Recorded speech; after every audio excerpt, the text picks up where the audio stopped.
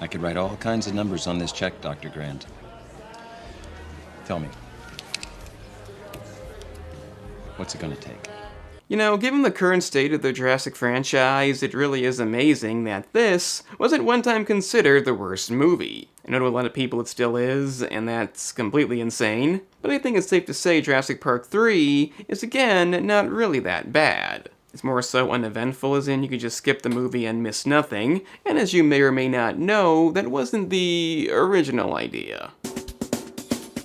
The first movie now directed by Spielberg instead of Joe Johnston, you could literally devote a whole video to what could have been. The original concept, unused ideas, a plot that would have actually continued the story, but instead, very late into development, they decided, fuck all that. And we got a very basic, non-eventful premise. Granted, I do question the idea of Dr. Grant living in a treehouse on the island. That was just one idea. Another included dinosaurs escaping. Again, so many things you wouldn't believe almost happened. But the thing is, we got what we got. Is it any good? Well, yeah, but it's also disappointing. Up until Fallen Kingdom, I do take a middle stance on most of these movies, but unlike The Lost World, which had more noticeable issues, JP3 is just kind of empty. The plot is non-relevant to anything aside from bringing back Sam Neill. Yeah, Ian Malcolm is brought up, and whatever InGen might be doing. Maybe if we got the original JP4, it would have been more relevant. That's a whole nother deal there. And on top of that, the movie doesn't even have a 2-hour runtime. Maybe a good thing for some people, but even in the final script, a lot of stuff was cut out, including an extensive scene at the end. In fact, they filmed most of the movie not even knowing where it was going, pretty much never a good thing. It really is a baffling production. It does make sense why it wasn't that popular, but comparing this to the new movies, and judging it on what it is, it's not an awful movie either. It's a decent, watchable film, it's not offensive, but that may be the extent of it. So this one opens to some illegal paragliding, because that's smart, being Mark Herelick playing not very important character Ben, and Trevor Morgan as Eric. Keep in mind, they know they're engaging in illegal activities, they know what the island is, I think the mother knows what her son is currently doing, so yeah. This goes south pretty quickly, as something needs to do in the boat. I'm not completely sure what does this, so the only course of action is to unhook themselves and land on the safe island. Not the most sensible intro, but it gets the job done. It's funny how some cliches here refuse to die out, like Alan Grant trying to talk about fossils despite the park being a thing. He does the same thing in Dominion. No force on earth or heaven could get me on that island. Bullshit. And the whole we broke up between movies is done again with Owen and Claire. In fact, it's kinda done twice. I do like how both these sequels get certain actors to come back, even in a small role, but honestly, who wanted them separated? So after establishing a new toy his friend Billy finished, played by Alessandro Nivola, it does this. It will affect stuff later. We're introduced to Paul Kirby, played by William H. Macy. Him and his wife Amanda, played by Téa Leoni, are an extremely rich couple who booked a flight over Isla Sorna, and they want Alan Grant to be their guide. He doesn't exactly want to, but similar to how these movies keep getting made, money. That being a check of, I guess, any amount, so up they go. It does kind of make sense given the financial state you'd think he'd be in right now, but again, you could've just sued John Hammond's ass. So now we've reached one of the most controversial scenes in the movie, and honestly, I don't get this. After rehashing the lucky bag gimmick, which has no effect this time, well, not really, Alan falls asleep and has a very infamous dream. Alan! Alan! Maybe you spotted the issue, maybe you didn't, but apparently it's because the raptor says Alan, and it's supposed to be scary. Thing is, I never interpreted it that way. I thought the plane being empty, a raptor being next to him was the scary bit, and it's saying Alan was really just Billy waking him up. I don't know the intention, but I think it's complained about a bit too much. Maybe it's for the folks who think saying nice outfit is harassment, but for me, it's the way the raptor looks. Because even though the movie does feature the Mohawk raptor, he hasn't seen one yet, so how did he dream this? Now I'm nitpicking. My God, I'd forgotten. Forgot what? I mean, you were literally up close to them. I mean, you should be over it. But as you may have guessed, Grant is not there to be their tour guide, and when they mention landing, he's not too pleased. So body count one man knocks them out, only to wake up very pissed off. They're also kind of really stupid. Exhibit 1. Dr. Grant said that's a bad idea! Exhibit 2. They're setting up a perimeter to make the place safe. These guys are good. Trust me. And the combination of both these things leads to a big-sized threat. It's a Tyrannosaurus. I don't think so. It sounds bigger. So Body Count Man 1 is out, a character who likely had a much bigger role in an early unused script, but in this version, it's for the body count. I also question what even happened. I mean, he is bleeding, so did the thing grab him and let him go? Somehow get this far ahead? Again, it's heavily debated, for some reason, but my guess is they fucked up.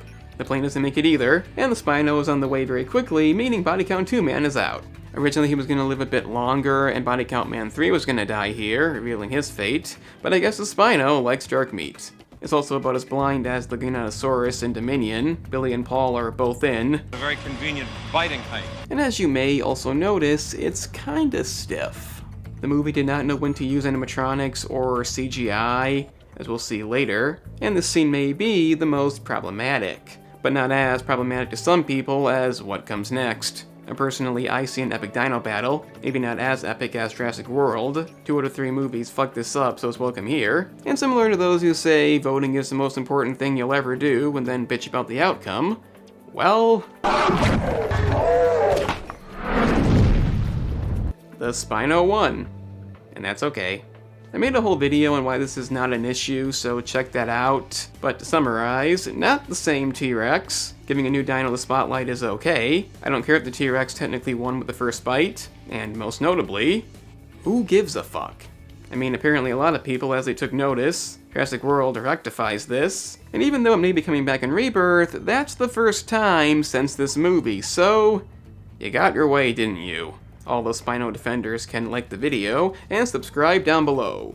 But to those who worship the mighty T-Rex, I guess you're not gonna do that. But there is still the gaming channel for similar content with games. Link in the description.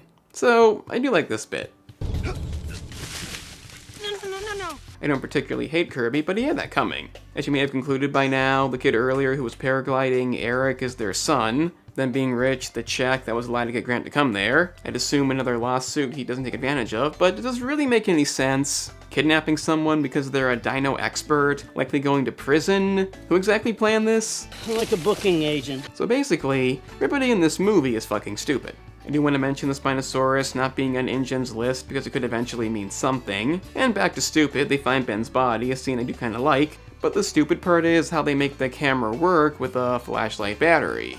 Again, a nitpick, but they don't show it for a reason. Also, raptor eggs, relevant later. Paul and Amanda are divorced, not really relevant, though Paul got lucky. They go to the place from the last movie to play Spot the Similarities, get some, I would think, stale candy, and a pretty cool sounding line that fits the new movies too well. This is how you play God. The Mohawk Raptor makes his debut, and the impressive run of Body Count Man 3 is done. It was a decent run, but it could have been better. Originally he was going to pick up a log and try to fight the thing off, not the most eventful cutscene, but still, why cut it? You can kind of tell it was cut as he's on the ground, we don't see how he got there, but despite this he does still have a really cool death.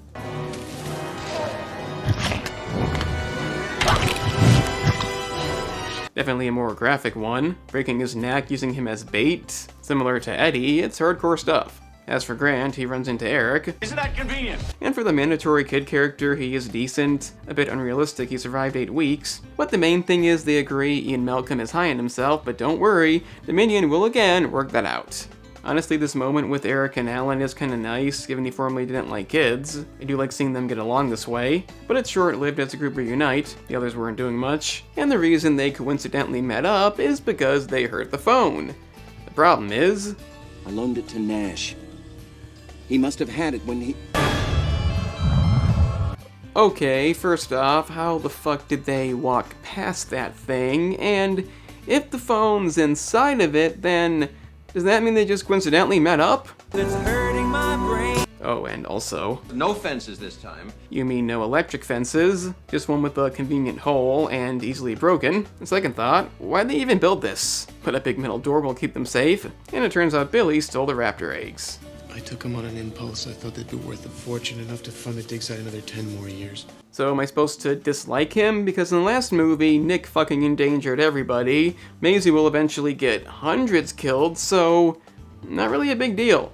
Some of the worst things imaginable have been done with the best intentions. I guess he's seen the Ronnie James Dio hologram. so he's pissed off, but it does lead to what is probably the best scene in the movie, the birdcage scene. Haven't really seen too many pterodons, so it's a welcome addition. Even those who despise the movie tend to like this. And for once, a character who is not evil, who does something bad, unlike Nick and Maisie, kinda pay for it. It's more of a heroic sacrifice. But the fact that they end up leaving him to die is an underrated moment. What's not underrated is the CGI use. Again, not the time to use that, clearly not really there. They completely got this backwards. Then in a confusing scene when they locate the satellite phone in the only place it could be, a big dino shows up, decides not to eat them, and the only reason I can figure is the smell. Is that what happens here? I'd like to know. Well, I got one phone call, but the Spino was back, kind of a stalker in this movie, and it leads to another pretty damn good scene. Similar to The Lost World, a lot of good scenes do save it, but then you have stuff like this. They decide to call Ellie, she eventually gets the phone, but opposed to saying they're on Isla Sorna, instead...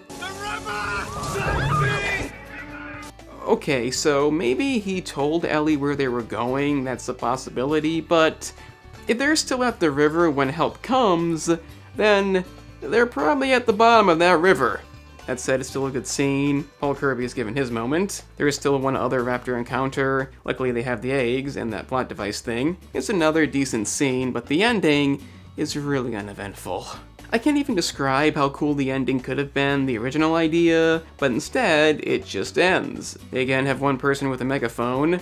I don't know why. They explained earlier that nobody would help them find the kids, so how'd they get the army and the navy to come? But guess what? Billy's not dead. I kinda wish he was. Not because he deserved it, but good characters dying is very uncommon, so it's kind of a cop-out. Given his condition, I'd love to know how they found him, or when they found him. And on this potentially problematic ending note they don't seem concerned about. Where do you think they're going? I don't know, maybe just looking for new nesting grounds. Things that just tried to kill them have escaped, and apparently it doesn't matter. I mean, it's never again brought up or acknowledged in any way, so I guess they forgot. Dare them to nest in Enid, Oklahoma. Oh, don't worry, that ain't happening. I mean, it will eventually, but it'll work out. Aside from picking apart scenes that don't make sense, Jurassic Park III doesn't offer much to say. Ironically, it's uneventful, you don't need to see it, it's full of dumb moments and dumb motivations, but again, due to the short runtime, the few memorable scenes do make it a fun movie. The best ones are kinda toward the end, but the main issue is what could have been. Once you know about it, you can't not know about it. It could have been amazing, it's beyond baffling why they scrapped it, and if there's any unused script the fans want to see, I think this would be it. The ending is especially empty, and aside from that, there's a sense of laziness throughout. What exactly happened with Cooper or the boat in the intro? How did they walk past the Spinosaurus? It goes beyond not making sense and feels more like not caring. Given the production, that's accurate, but there are some things to like too. The way Alan and Eric interact, Billy getting some kind of comeuppance, and I guess redemption. Wouldn't it be cool if he came back? And I just don't mind the Spinosaurus. Having a T-Rex stalk them would have changed nothing. The Spino is debatably scarier, and again, who gives a shit if he kills a random T-Rex? So as a standalone movie, JP3 is still good. Aside from Fallen Kingdom and Dominion, it can't really compete. It was originally well in last place, but considering how bad things have gotten, I don't see the hate for this movie. At least not anymore. It's not the best, but it's definitely not the worst. I'm the analyst, and remember kids, Ronnie James Dio would be disgusted by this. I mean the hologram, not the movie.